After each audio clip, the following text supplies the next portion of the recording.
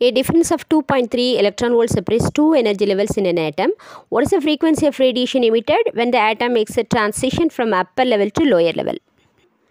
So இந்த ப்ராப்ளத்தில் என்ன கேட்டிருக்காங்க அப்படின்னா, ஒரு ஆட்டம் இருக்குது, அது முதல்ல அப்பர் எனர்ஜி லெவலில் இருக்குது, அப்புறம் லோயர் எனர்ஜி லெவலுக்கு வந்துடுது.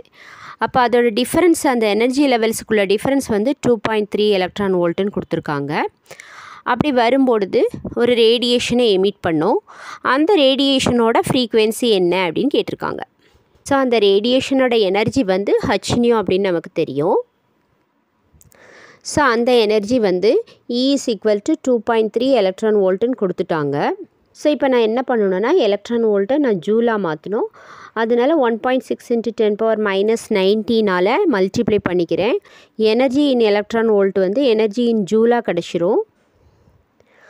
ஸோ எனக்கு என்ன தெரியும், E = hν.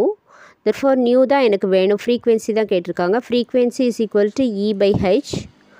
ஈயோட வேல்யூ என்ன, 2.3 × 1.6 × 10⁻⁹ டிவைடட் பை ஹைச்சுக்கு வந்து 6.6 × 10⁻34.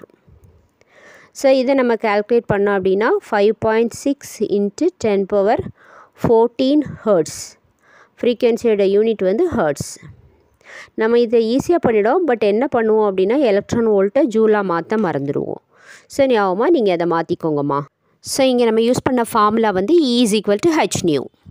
ஸோ இந்த மாதிரி நிறைய ப்ராப்ளம்ஸ் பார்க்க லைக் பண்ணுங்கள், ஷேர் பண்ணுங்கள், சப்ஸ்கிரைப் பண்ணுங்கள். தேங்க்யூ.